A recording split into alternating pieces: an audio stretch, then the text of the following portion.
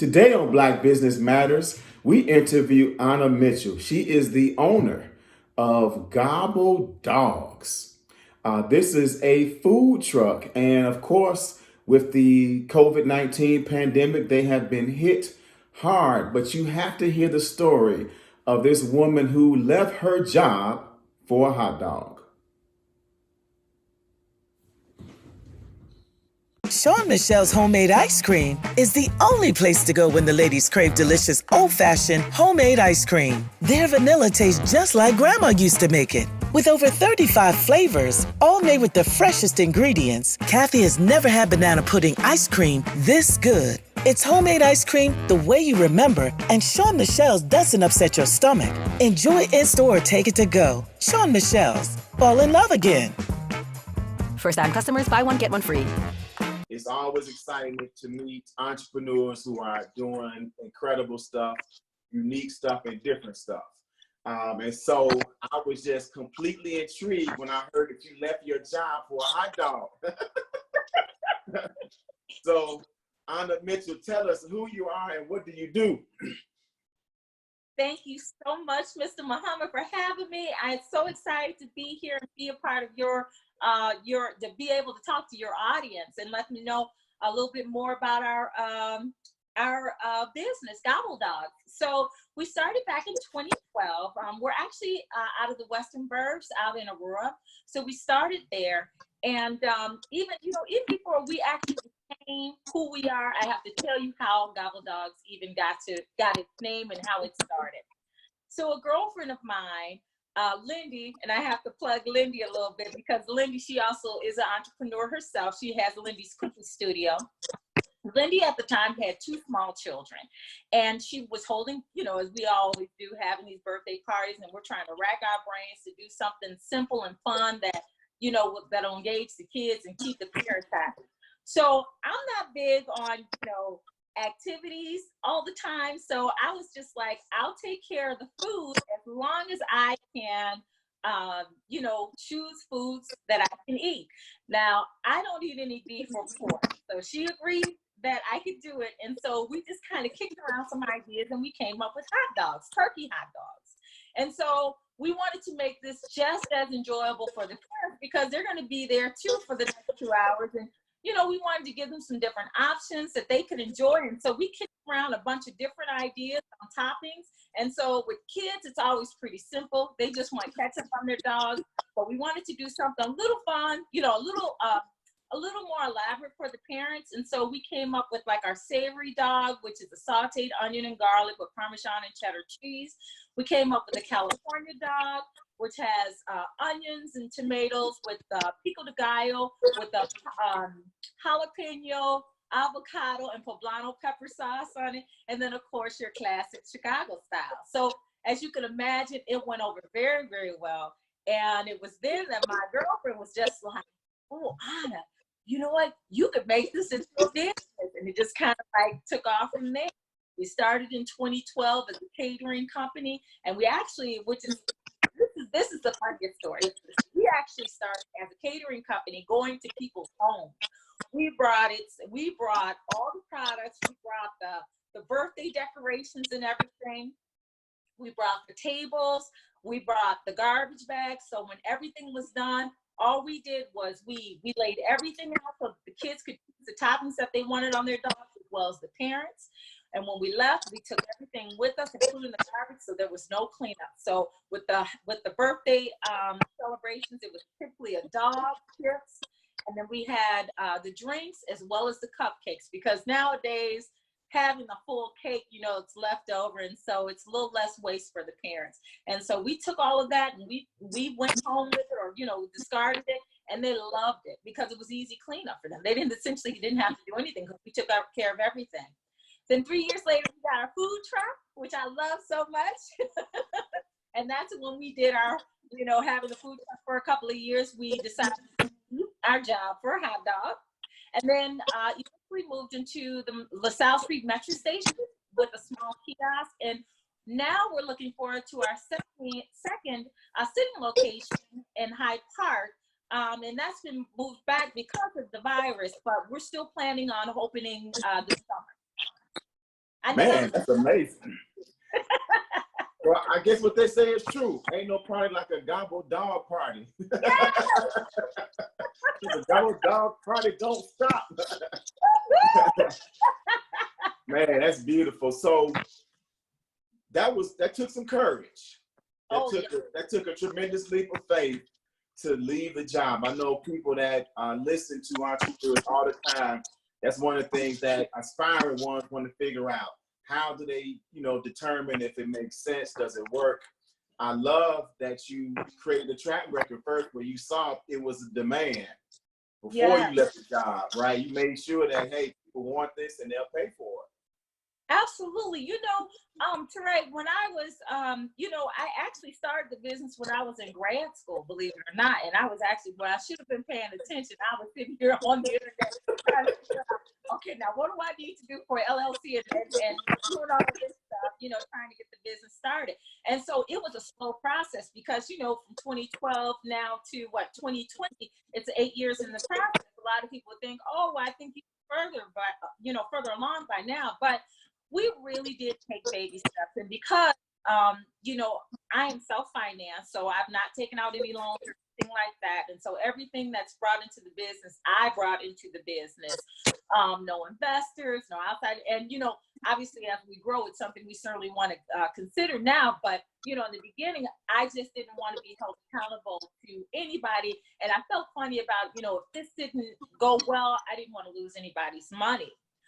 But, Toure, you would be surprised how many non-believers I had, even with friends who just weren't sure that this was going to take off. And then when it did, it was just like, oh, but in my heart of hearts, I knew that this was, the thing to do. I knew that this was something that would take off and do well.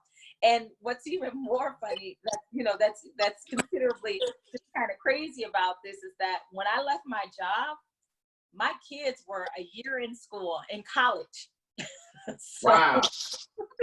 So I have a son who just graduated from Southern down in Carbondale, and have a daughter who just graduated from U of I down in Champaign-Urbana. And I had their support, and that's all I needed. It was just like, so I had to come to terms, well, if you start this business and it goes afloat, and you could lose essentially everything. You could lose the house, you could lose the cars, the kids were just like, that's fine, Mom, and I could always downgrade. So when you have your family support, it made it that much easier for me to go ahead and just turn my back on, my job and just say, peace out, I'm out.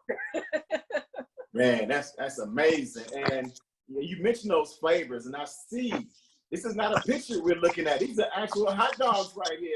Chips. These are, and just if you don't mind, I'll just go down the line and let you know what dogs they are. Yes. This is the classic, which is the mustard, ketchup, and relish, which, if you don't like the experiment, the dog most people will enjoy. Then, of course, we have our classic Chicago style, which is a mustard, tomatoes, onions, pickles, relish, and with a dash of celery salt. And this is a festival favorite here, which is our savory dog, and that's sauteed onions and garlic with Parmesan and cheddar cheese. And then we have our California dog, which is a lighter dog for those who are a little conscious about what they're eating. And this is a salsa with avocado, poblano, and jalapeno pepper sauce with a couple of wedges of tomato and sprinkled onions on top. So, man, all those sound delicious. And I'm with you. I don't eat turkey or beef, especially hot dogs. Beef or pork. But turkey, if I'm gonna eat a hot dog, it's gonna be a turkey one. And what you have there looks like not just a snack, but a meal. Yes, it's not surprisingly, but people would be, I guess they would be surprised at how fulfilling these dogs are, and I knew that it was going to be a hit when we did our first festival, and we had this one guy who was a real meat and potatoes guy, and he told me he was a real meat and potatoes guy, and he doesn't mess around with any turkey hot dogs. He came back 3 times to our booth to get one of our savory dogs, and that was just like, that kind of solidified everything. I was just like, okay, this is a go. Yeah. Now look, that says a lot. I know I've been to a lot of festivals, I even put on a festival for a couple of years. We had thousands of people out. And if a person goes back to the same booth 2 more times after, because you want to get some of everything as much as you can. You don't want to fill up on one thing. So that says a lot for him to come back 3 times. Yeah, that was I was very appreciative for that. Now, what's going on behind you? I see a logo. I see a choo-choo train. Talk about this vision, this thing you have here.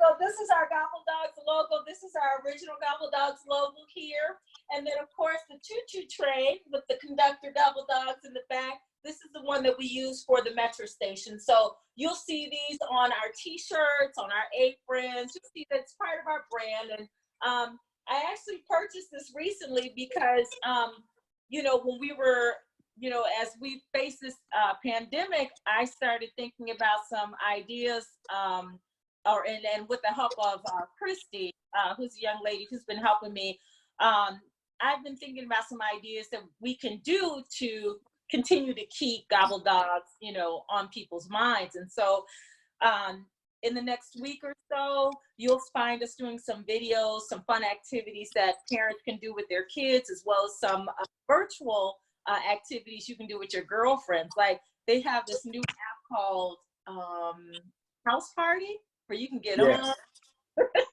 So I was just introduced to that. And we actually had happy hour with that. So I was just thinking, like, you know, there's some fun things that you can do with your friends, you know, and building up some dogs. So you guys have to come to our YouTube page to see some of that. So that's okay, absolutely. that and some other ideas. Good looking logo. So, of course, you mentioned it a couple times, this pandemic. So food trucks can't operate at all right now. Right. And, you know, it's so funny because the city of Chicago and I've had a call from the city of Chicago and the state police because at the kiosk I sell alcohol, they want to make sure that you're not selling food. They want to make sure that, you know, that you don't, and at the kiosk, they want to make sure that you don't have anyone sitting down. Well, obviously at the kiosk, it's a pick up and go. And with the alcohol, they want to make sure that we're not selling after 9 p.m. So they're not playing, of course, understand so. And because of my exposure at the metro station, I could not put myself in a position where, you know, I could potentially get sick because there are so many people that are coming through the station and there's nothing really to safeguard me from any of this illness. So, you know, we did make the decision to shut down because it was the most sensible thing for us to do at that point. Right. And so, you know, obviously this has been a financial impact. I love the ideas to keep the business in front of people. Christy, she's an amazing publicist and strategist. What do you think?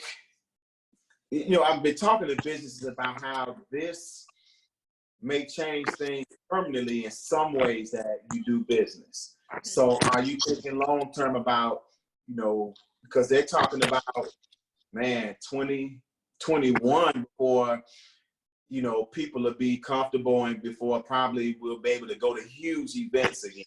Right. No, the Silver Home Block Party just announced their counseling. We're not going to do one this year, right? Probably not going to be a taste of Chicago. So what are some things you're looking forward to the future that you can adjust and kind of be creative about? Right. So, you know, even as soon as, you know, they decide to open up, you know, to open up the state or even the city of Chicago, when I can go back and open up the business, I have to be strategic in how, you know, I'm now serving my customers, you know, so I have to decide, you know, so does this mean that, you know, we continue the 6 feet apart, you know, so that we're not facing, you know, this again, you know, I have to think about those things, and I've been racking my brain, and ours is a little bit easier at the kiosk because at this time there isn't a sit down place other than in the common area where we have to wait for the trains.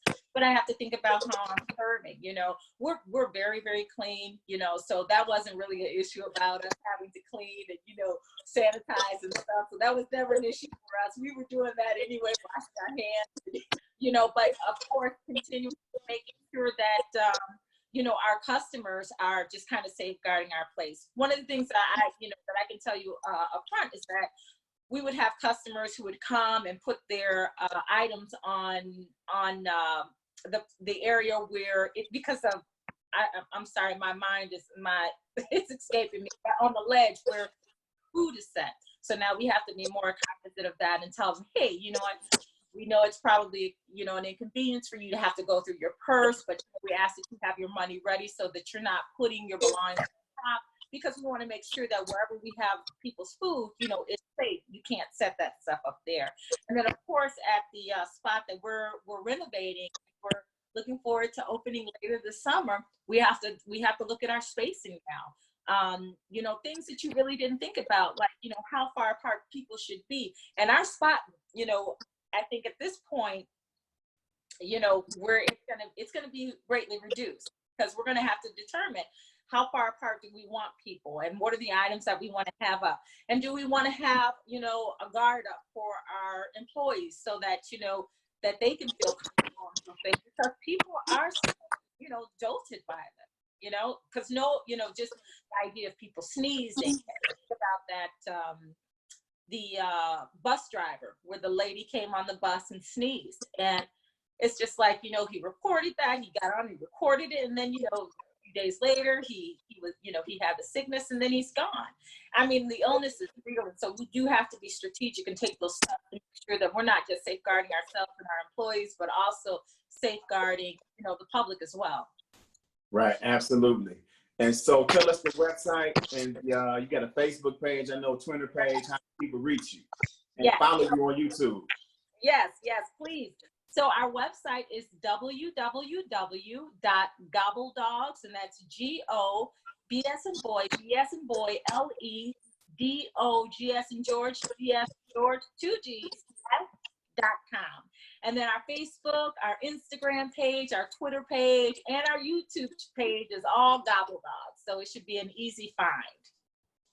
Man, beautiful. We thank you. I appreciate you for coming on Black Business Matters. Is there anything that you want to talk about that we missed? I did want to just talk about the importance of just reminding us, we know that this disease or this virus is disproportionately affecting the Black and brown people. And regardless of whether your beliefs are on this virus, on how it's acquired, how it got here, we know that it is affecting us severely. And we just, by that alone, have to be determined to stay in quarantine and do the proper thing. Because as Black business owners, if we're talking about building Black businesses, building Black generational wealth, we're relying on, we have to rely on everyone else to follow the rules so we can get back out here. We are serious about this, because one of the things that people don't know about is that we do scholarships every year. So Gobble Dogs gives out scholarships. This is our second year giving out a scholarship. Last year, we were able to give 8 scholarships to graduating African-American seniors from high school who had aspirations of going into business. And we did that, where we use that scholarship money for either business or going to school. And we did that because we're finding that there's so many of us who are really just facing a lot of debt when it comes to student loan debt. And there are some students who have a business idea that they want to pursue, but we wanted to support that. So we've given money for that. We're doing the same again this year. Our deadline for that is April 24th. If you guys are interested in, if you have a high school graduating senior who's African American that's interested in applying for the scholarship, please have them send me an email at info@gobbledogs.com, and that's info@GOBBLEDOGS.com. And if you just put scholarship online, I'll send you an application. We understand some students may not be able to get their official transcripts, so we're taking copies of that, but before we give the money, we'll just have to see the official transcripts. But we do want to make that available to those who are interested, who have students who are going to school, because we have to build this generational wealth. It is so important that we get back out there as Black business owners, and we need your support. So please stay in. Man, absolutely, I love it. I love messages like that. You know, I tell people all the time, Black-owned businesses and needs, there's often a social issue, or there's an underlying, addition to just being in business that they're doing that is helping improve in the community. So you put two through, and you're helping others to get through college. That's commendable. So we wish you success, and of course with all of us to get through this pandemic and on the other side and be stronger because of what we went through. And there are many situations where the simplicity is the biggest solution.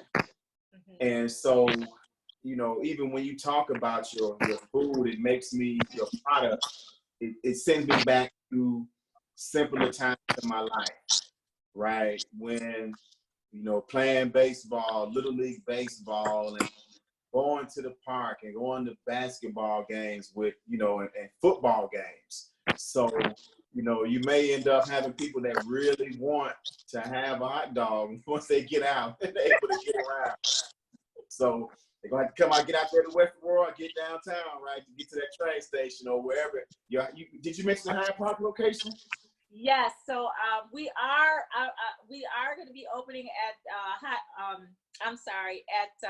57th and Lake Park. So if you're in that area, that's the new, and it's also a metro station stop as well, but it's a storefront. So we'll actually have people come in and sit down. So we're very, very excited about that. We just hate that it had to be on hold. We were hoping to be open by now, but of course, the virus has really put a damper on everything. Mm-hmm. Yeah. Well, we appreciate you. Thank you for coming on Black Business Matters. And man, we love Christy. We appreciate her for connecting us. And we look forward to tasting some of these hot dogs the first chance we get. Absolutely. I'm going to bring my food truck where you are, Toure, to make sure that you get your own personal taste. That's what I cannot wait for that. This is Black Business Matters. You've been listening to Shawn Micheles of Gobble Dogs, and we look forward to talking to you again real soon. It's not a party until a Shawn Micheles cobbler is served. Our peach, apple, and blueberry cobblers are homemade with only the freshest, most delicious ingredients. The cobblers are grandmother approved, and with just one taste, you'll be doing your own happy dance. But wait, there's more. Pair it with our homemade ice cream for the perfect a la mode. Call Shawn Micheles to order yours today. Shawn Micheles Homemade Cobblers. Fall in love again. The Black Business Matters Show is produced